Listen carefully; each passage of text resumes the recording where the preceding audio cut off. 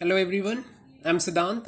Today we are taking the chapter number 2 of the ABM, and we will complete the module A first, then we will move into the next module.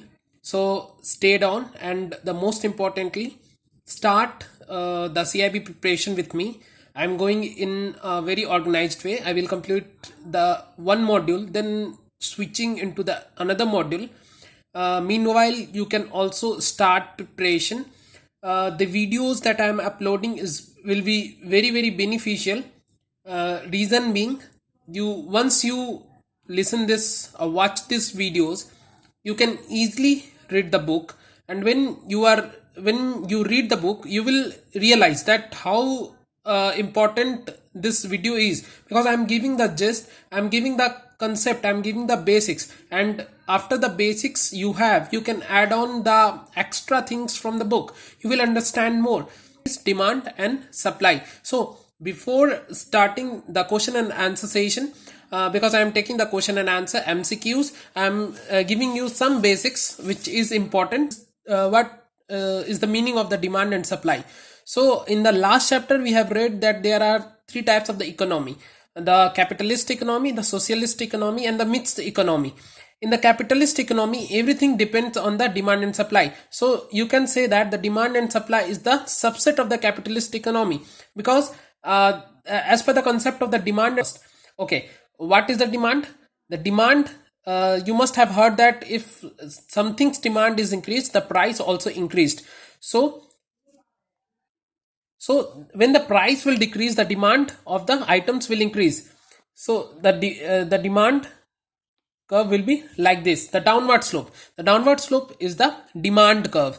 Reason being, for example, the N95 mask cost is 500. So some of the poor people can't afford this, but once it's become 100 rupees, everyone will rush to buy this. So this is the concept. So when the price, which is this much price, so when this price is going to decrease, the quantity increased. So this is the demand curve. Now the supply curve. The supply curve denotes the producers.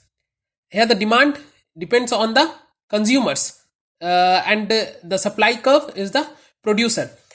Producer means the manufacturer of the N95 mask. So let's say you are a businessman. When will you produce this N95? When the price of this N95 in the market is very high, then only you are willing to produce. So whenever the price will increase, the quantity of production of the producer will increase. So this is the supply curve. So this, the downward slope is the demand curve, and the upward slope is the supply curve. Now as I said, this demand and supply concept comes from the capitalist economy, but India is a mixed economy. So why we are studying this demand and supply curve? The reason being, India is a mixed economy. So here in this corona, the N95 demand is very much increased. So whenever the demand is increased, the price also shoots up. So when the price shoots up, most of the poor people cannot afford to buy it. So what government do? The government intervened and applied Essential Commodities Act of the 1955. So by acting this, no one can hoard the items, no one can increase the price of the items after the some threshold. So this is how the Indian government works. This is how the Indian government act as a mixed economy, because in the capitalist economy, everything depends on the demand and supply. If this N95 mask will be produced in the United States of America, there will be a less intervention by the United States government. So whenever the demand of the N95 increased in the USA, the price will also increase according to that. But in India, the government stopped to increase the prices by applying the Essential Commodities Act. So this is how the Indian mixed economy works. This is how the Indian government works, by applying some acts.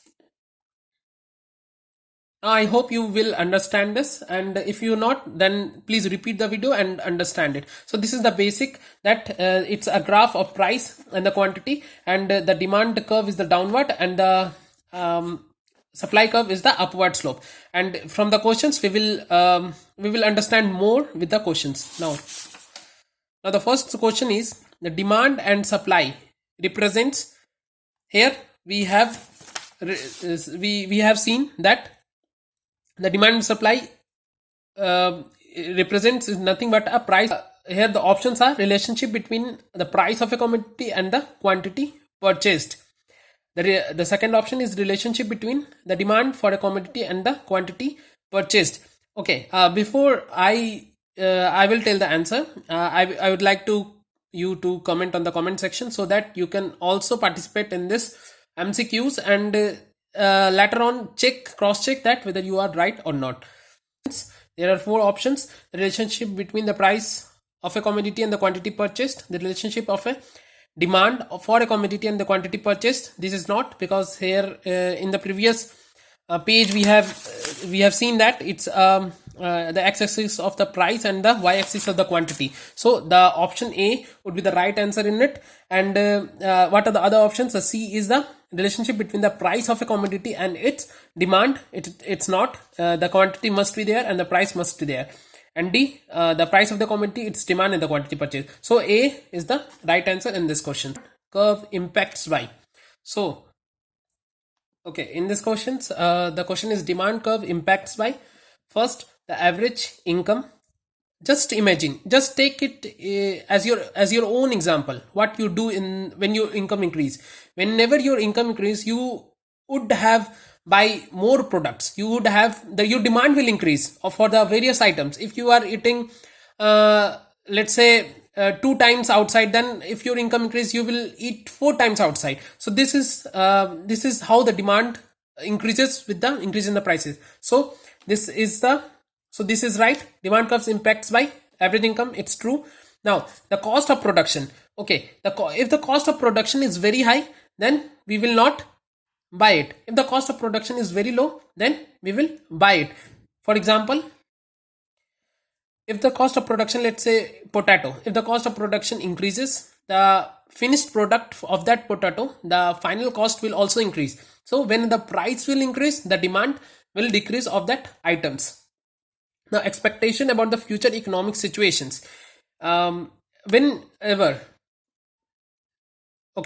in future the price is increase or going to decrease. For example, nowadays everyone is saying the price of the gold will increase. Even in the May, everyone is saying the price of gold will increase. Now it's increasing. It's actually increasing. So in this, we already expect that the price will increase. So at that time, the demand also increases. So for some of the items, if the price will increase in future, the people will buy more items at that present time. And if the price is expected to be decrease in the future, then there will be less purchase at the present time. And the fourth option is all the above. So the demand curves impacted by average income or the incomes, cost of production, and expectation about the future economic situation. So the answer is all of the above. Now this question is all about the demand curve. Now I am discussing the supply curve. How the supply curve impacts. The supply curve impacts by the policies change by the government. For example, when government said that you will not be allowed to export outside India. Now what will the manufacturers do? The manufacturers will get disheartened and ultimately stop producing more goods, which is nothing but a supply from the manufacturer. So the supply curve is impacted by the policies change by the government. The technological change, for example, now the vehicle are said to be of BS6, Bharat stage 6. Now they have to comply. So now more of the small manufacturers of the vehicles might have closed the shop or might have switched to different production unit. So this is how the technology, if the technology changes, it will affect the supply curves. And next factor which impacts is the cost of production. The cost of production plays a very important role. If the cost of production will increase, the suppliers is in commotion that whether to produce the goods or not. If they produce, whether they will get a buyer or not. So there is lots of things that impacts the supply curve and the market clearing price. So what is it? So let's say you are a consumer.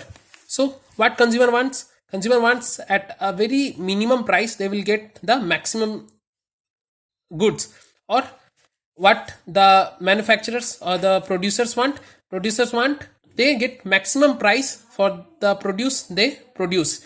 So there will be some equilibrium where both will agree and they are able to buy the goods. So this is the equilibrium point. This is called a equilibrium price. So this price is nothing but a equilibrium price where both the consumer is able to pay and the supplier is able to sell. So this is the equilibrium price.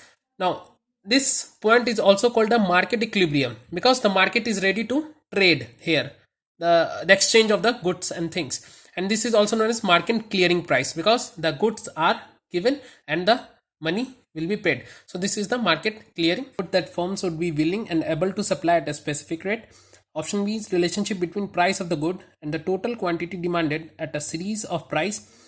The quantity of the good that consumers would be willing and able to purchase at a specific price. So the option C is there because the quantity of the goods that consumers would be willing and able to purchase at a specific price. So each point decides the quantity and the price. So the option C is the right answer. Next question, there is no change in the price but quantity demanded decreased. Which of the following could be the reason, assuming that the good represented is an inferior good? Okay, before starting this questions, there is something called an inferior good. In what do you mean by inferior goods? The inferior goods are those goods whose demand decreases when the consumer income rises. For example, let's say you are earning 40,000 rupees now. Now you start to earn 80,000 of rupees. So whatever the products you are using, let's say you are using a particular brand of phone. So when your income increases, now you will definitely switch to different brand of phone because of the status things. So when the brand changes, your income increases, your brand changes. So this demand, the demand of this product, which was very suitable for that 40,000 person, gets a less demand. It will get isolated because the income of the person increased. Now the demand of this brand will increase and this brand will decrease. Let's say if all the people of the country, that incomes got double, so all will move into to buy this brand. They will isolate this brand. So the demand will increase of this brand and this demand and the demand of this brand will decrease and ultimately it will vanish from that country. So this is known as the inferior good because when the demand of this product decreases because the consumer's income got increased. So this is inferior good. This is an example of the inferior good. So the question is, there is no change in price but quantity demanded decreased as actual, as we have read in the inferior good. Which of the following could be the reason, assuming that the good represented is of inferior? So the options are increase in the buyer incomes. Yes, we have read that if the incomes got increased, the inferior goods demand decreased. A decrease in the expected future price of the good? No. An increase in the price of the good? No. An increase in the price of the complement? No. Complement means to add something into the same product. So that is something called complement. So the best option is A here, because in the inferior good it itself says that whenever the income of the buyers increases, then the product demands decreased. Which of the following does not increases the demand of the particular model of a car? An increase in the buyer's income. Which of the following does not increase the demand of a? Okay, whenever there is an increase in the buyer's income, it will definitely affect the demand of the particular model of a car. We will see that which all impacts the demand of the particular model of the car. So increase in the income, yes, it will impact. If the incomes will increase, the person might buy the Mercedes instead of Hyundai. So this is an increase in the buyer's income. The demand of the particular model of the car got impacted. Increased price of other models. Yes, it will also impact the demand of the particular model of the car, because if other prices are high, then buyer will move to that model of the car. An expected future increase. Yes, whenever there is an expectation that in future the price will increase, the consumers will rush to the market and buy the goods. an increase in the country's population. Yes. So this is the most suitable option, an increase in the country's population. Whenever there is an increase in the country's population, it doesn't have any effect on the demand of the particular model of a car. So this is the right answer. So that's it. Thank you, and please subscribe the channel. Okay, one more concept, which is the substitution effect and the income effect. So what do you mean by substitution effect? Compels buyer to buy another product. For example, if the surf of one company brands, the amount got increased, so what the consumers will do, they will choose the cheaper one in the market. So this is substitution effect, because they are substituting one product with the another product. And what is the income effect? Income effect is simply means if income got increased, the demand of the particular products or particular things will increase. So this is an income effect. And another thing, okay, one more important point. Okay, here in this we have said that it is moving right or left. So when it is moving right or left, this can be also interpreted as moving inward, moving outward. So both way we can say that, moving right or moving left, or moving inward or moving outward. So that's it. Thank you. Please subscribe the channel.